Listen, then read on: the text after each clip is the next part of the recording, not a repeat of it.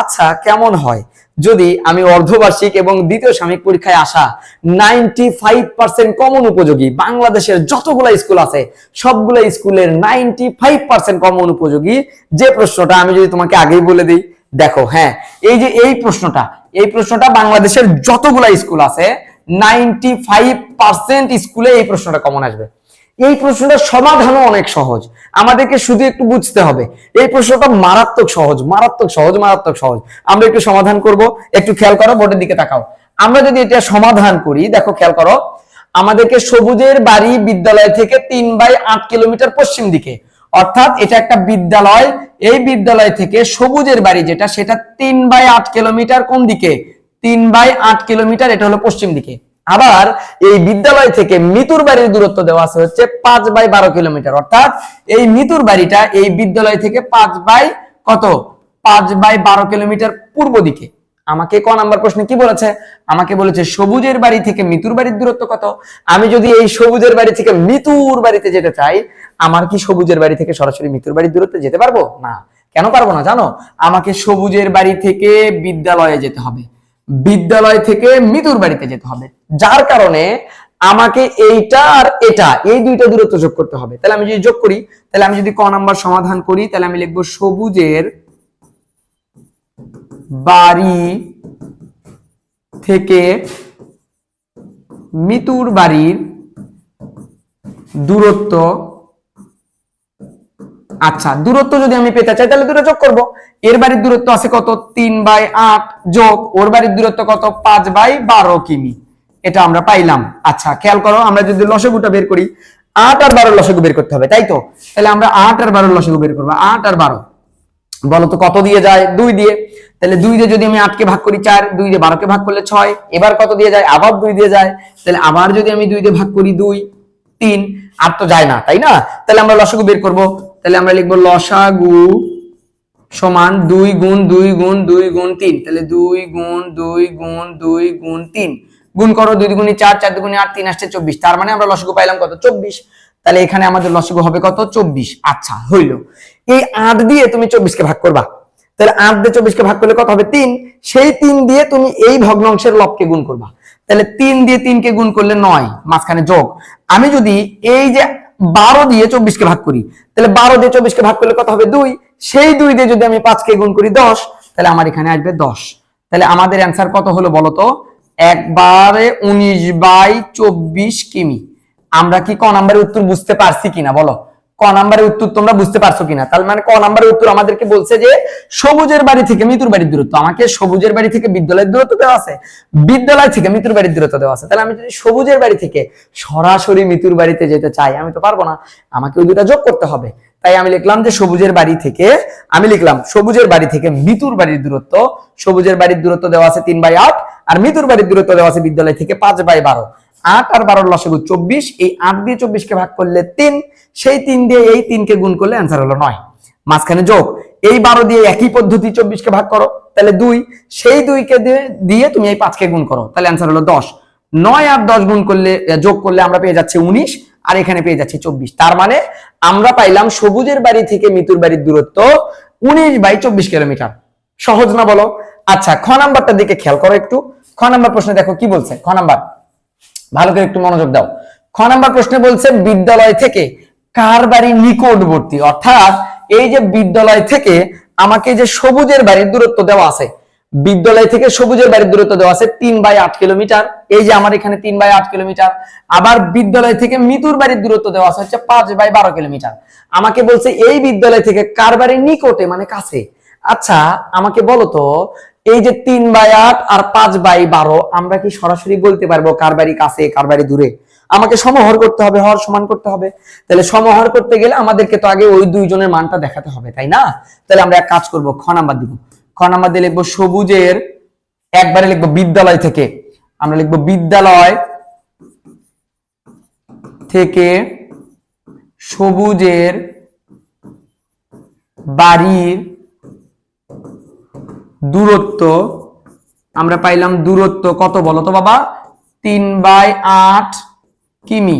আচ্ছা এটা বিদ্যালয় থেকে আমরা সবুজের বাড়ির দূরত্ব পাইলাম।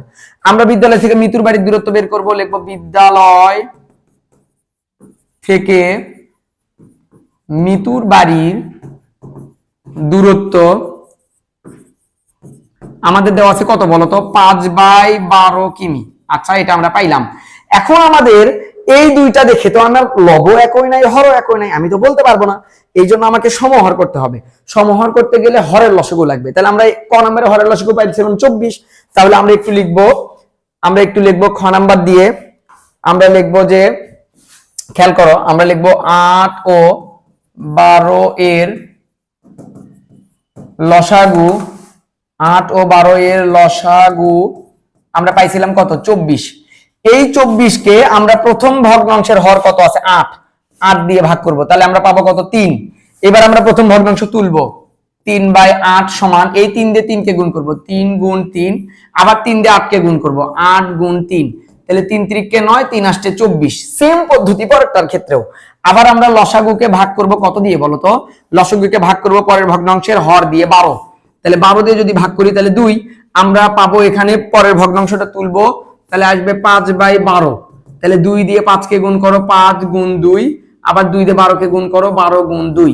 তাহলে আমরা পাইলাম 5 দুগুণী 10, 12 দুগুণী 24। দেখো এখানে আমরা হরগুলো একই পাইলাম না। যদি হর একই হয় তাহলে যেটা লব ছোট সেটা ছোট, তার মানে এখানে 9, এটা ছোট। তাহলে আমরা লিখবো যেহেতু 9/24 এর চাইতে 10/24 বড়, বা আমরা বলতে পারি এই সোজা আছে কত, 3/8 এর চাইতে 5/12 বড়। তার মানে কি, নিকটে মানে কাছে, মানে কম দূরত্ব কার, কম দূরত্ব এটার।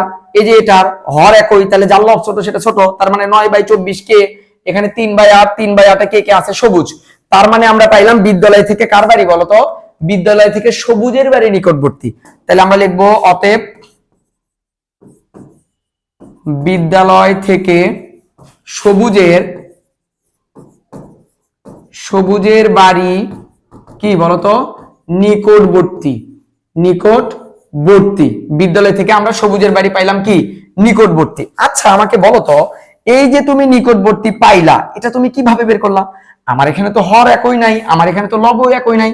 যদি লব হর আলাদা থাকে তাহলে আমাদেরকে আগে সমহর করে নিতে হবে। আমরা সেই পদ্ধতি করেছি।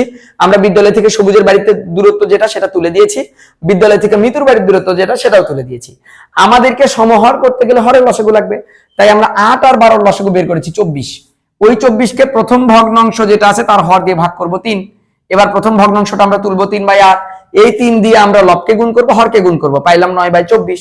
আবার একই পদ্ধতি, 24 কে 12 দিয়ে ভাগ করব পরের ভগ্নাংশ কত, 5/12, 12 দিয়ে ভাগ করলাম 2। এই যে দ্বিতীয় ভগ্নাংশ সেটা আবার তুলবো।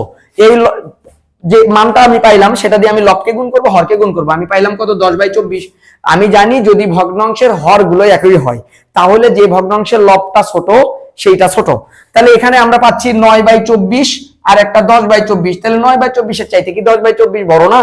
তাই আমরা এটাকে সাজালাম ওই অনুযায়ী, এই দুইটা ভগ্নাংশ আমরা আবার সাজালাম। আমরা এখানে দেখতে পাইলাম বিদ্যালয় থেকে সবুজের বাড়ি নিকটবর্তী। আচ্ছা, আমরা বিদ্যালয় থেকে সবুজের বাড়ি নিকটবর্তী এটা আমরা পেয়ে গেলাম। এখন বলছে সবুজ ও মিতুর বাড়ি থেকে বিদ্যালয়ের যে দূরত্ব সেটার তুমি পার্থক্য বের করো।